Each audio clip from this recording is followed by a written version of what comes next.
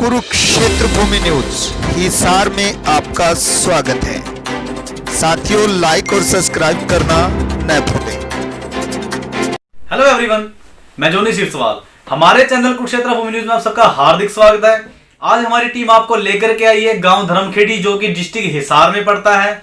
आज हमारी लाइव खास मुलाकात में होंगे हमारे साथ जसवीर खरब जी, जो कि भावी सरपंच के पद पर भावी उम्मीदवार हैं। इनसे जानकारी लेते हैं कि ये अपने गांव की जनता के लिए क्या सौगात लेकर के आए हैं और इनका पॉलिटिक्स में आने का मेन उद्देश्य क्या है। सर नमस्कार। नमस्कार जी। सबसे पहले मैं आपके चैनल का स्वागत करता हूं जी। हमारे गांव में पहुंचने पर, धर्मखेड़ी गांव में पहुंचने पर जी।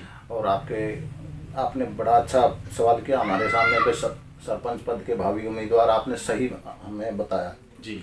मैं सरपंच पद नहीं बनना चाहता, बल्कि मैं ये चाहता हूं कि गांव का सेवक के रूप में कार्य करूं। 5 साल मुझे गांव मौका दे। मैं सरपंच नहीं, गांव का सेवक बन के चाहता हूं। मैं इसीलिए पॉलिटिक्स में आया हूं। जी। तो सर, अगर आपके गांव की जनता आपको ये मौका दे भी देती है, हाँ। तो सबसे पहले आपके गांव की डेवलपमेंट के लिए आपके क्या क्या कदम होंगे? मैं गांव में डेवलपमेंट के लिए गांव की गलियों का पूर्णतः विकास करूंगा। जो पहले भी जितने भी सरपंच आए उन्होंने पुरानी गलियों को फाड़ के उन्हीं को नया किया है। मैं नई गलियों का निर्माण करूंगा, पूर्णतः साफ सफाई रखूंगा गांव में। ये सभी काम मैं गांव के अच्छे से करूंगा। जी। सर, आप जो पॉलिटिक्स में आए हैं, तो आपको ये प्रेरणा कहाँ से मिली कि मुझे गांव की सेवा करनी है? मेरे को गांव के पूर्वज सरपंचों से ये प्रेरणा मिली है। बहुत पुराने सरपंच, उनका मैं बहुत आदर करता हूं। उन्हीं से मुझे प्रेरणा मिली है कि बेटे आप सरपंच पद के लायक हो, गांव की सेवा करो। जी, बहुत अच्छी सोच। और सर, बात करते हैं गांव की डेवलपमेंट के लिए, तो सबसे पहले मेरा क्वेश्चन आपसे यही रहेगा कि गांव का हम सौंदर्यीकरण किस तरीके से कर सकते हैं? गांव का सौंदर्यीकरण के लिए हम लोग साफ सफाई का विशेष ध्यान रखेंगे। और बाहर की जो चारों तरफ चौराहे हैं, हर चौराहे पर लाइट का प्रबंध होगा। और न ही हमें कई बार गांव में चोरी हो जाती है। पीछे एक बार हमारे गांव में भैंस चोरी हो गई थी, जिससे हमारे गांव में अगर वहां कैमरे लगे होते तो हम लोग चोर को आसानी से पकड़ सकते थे। मैं सरपंच बनने के बाद में गाँव के चारों तरफ से कैमरे का प्रबंध करवाऊंगा। जी, बहुत अच्छी बात है सर।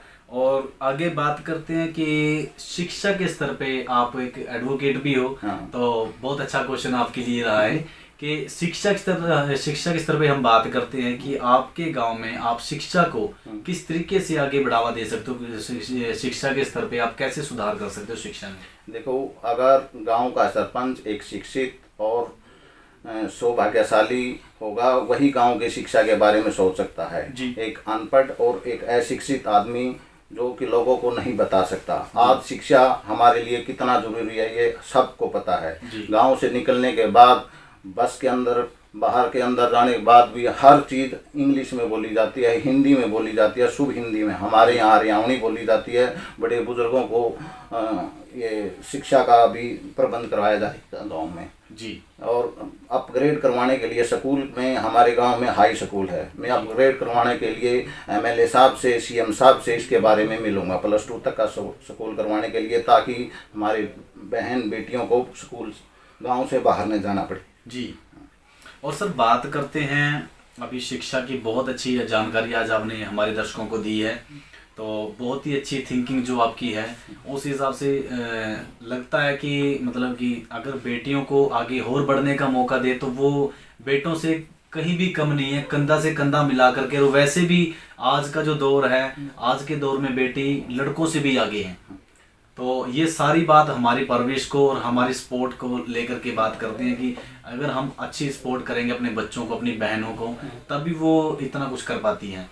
नहीं तो एक दौर वो भी था कि बेटी को सिर्फ घर के अंदर तक ही रहना पड़ता था, और अगर वो पढ़ती थी भी तो 10th +2 से आगे उनको गांव से बाहर निकलने का मौका ही नहीं मिलता था। और सर, आज के टाइम में बेटी वैसे भी अनसेफ हो चुकी है। जो माहौल है बिल्कुल ही खराब हो चुका है। और आप अपने गांव की बेटियों को सुरक्षित रखने के लिए गांव में क्या क्या फैसिलिटी प्रोवाइड करा सकते हैं? गांव में शिक्षा का बढ़ावा के लिए पहले रूढ़िवादी लोग थे, वो लड़कियों को स्कूल नहीं भेजना चाहते थे। गांव में स्कूल प्राइमरी तक है तो प्राइमरी तक ही एजुकेशन रखते थे। अब 10वीं तक का 10वीं तक का। अब लोग शिक्षित हो चुके हैं। बेटियां भी बेटों से कम नहीं है। समझने वाले के लिए बेटी कम नहीं है। हर चीज़ में, फील्ड में कहीं भी देख लो बेटियां सबसे आगे, यहाँ तक कि पढ़ाई में भी सबसे आगे। भिवानी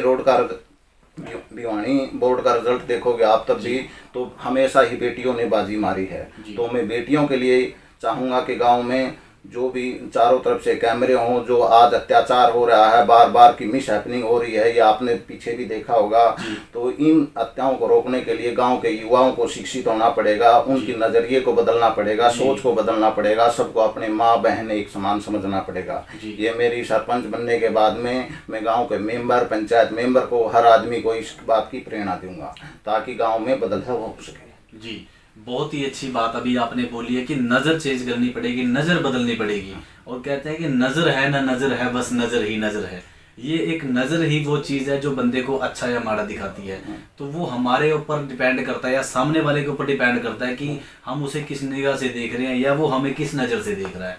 तो सर बहुत अच्छा क्वेश्चन आपने आंसर दिया है। और बात करते हैं युवा जो है, जो नशा जो है आज के टाइम में बड़ा ही चिंता का विषय बन चुका है और आगे चल करके वो करप्शन का रूप लेता है। युवा भटकते हैं और करप्शन की तरफ बढ़ते हैं।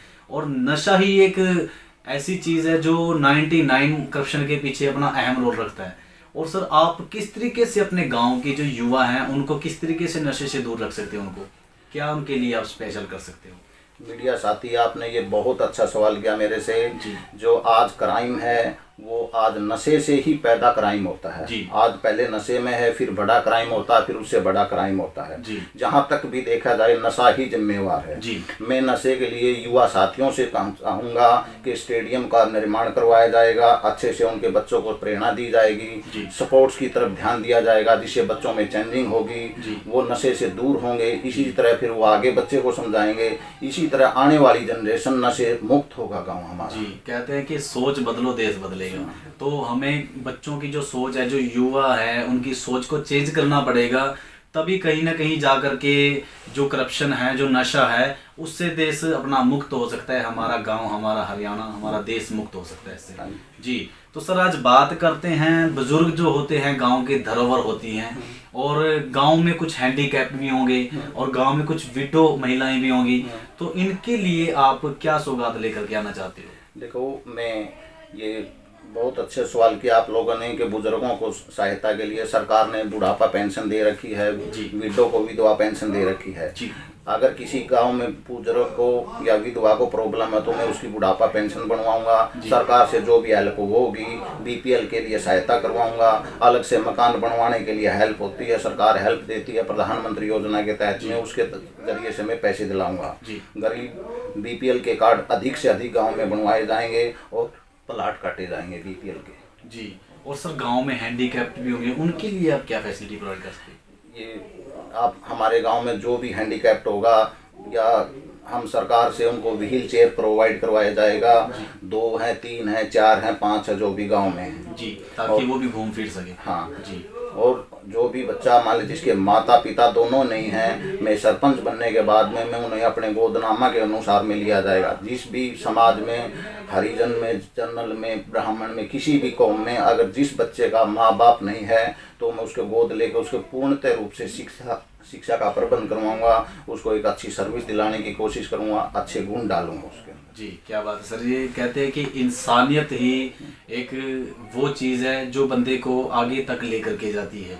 और बहुत अच्छी सोच आपकी लगी। और आज आप हमारे चैनल पे लाइव बैठे हो, तो सर आज अपने गांव की जनता से आप क्या अपील करना चाहते हैं? मैं तो गांव की जनता से हाथ जोड़ के यही अपील करना चाहूँगा, युवा साथियों को, हमारे गांव के ये सब बुजुर्गों को समझाना पड़ेगा, बताना पड़ेगा कि आज शिक्षा का दौर है। बच्चे, किसी भी बेटी या बेटा कोई भी अशिक्षित न रहे। अगर शिक्षा है तो अच्छे हैं, जिससे क्राइम भी कम होगा, नशा भी कम होगा और अच्छी सर्विस होंगी। हमारा गांव एक शिक्षित गांव के रूप में माना जाता है, सर्विस के रूप में भी अच्छा माना जाता है। अंत में मैं गांव के युवा साथियों को यही संदेश देना चाहूँगा, एक अच्छे पढ़े लिखे होनहार आदमी को मौका देना चाहिए। मुझे 5 साल मौका मिला तो गांव की सेवा के रूप में तत्पर रहूँगा। गांव की पगड़ी को कभी भी नीचे नहीं होने दूंगा। खरब कौम में, खरब गोत्र में कभी भी कमी नहीं आएगी। मेरे गांव में मैं लास्ट में अनुरोध ये करूंगा, जो भी मेंबर बनना चाहें पंचायत के रूप में, तो वो एक पढ़े लिखे ही हों, ताकि गाँव की सोच को बदला जा सके। जी, बहुत अच्छी बात है। तो ये थे आज हमारी लाइव खास मुलाकात में हमारे साथ डिस्ट्रिक्ट हिसार से गांव धर्मखेड़ी से जसवीर खरब जी, और जो कि भावी सरपंच के पद पर भावी उम्मीदवार हैं। तो बने रहिए कुरुक्षेत्र भूमि न्यूज के साथ। मैं यानी जोनी सिरसवाल, फिर से मुलाकात होगी, तब तक के लिए जय हिंद, जय भारत।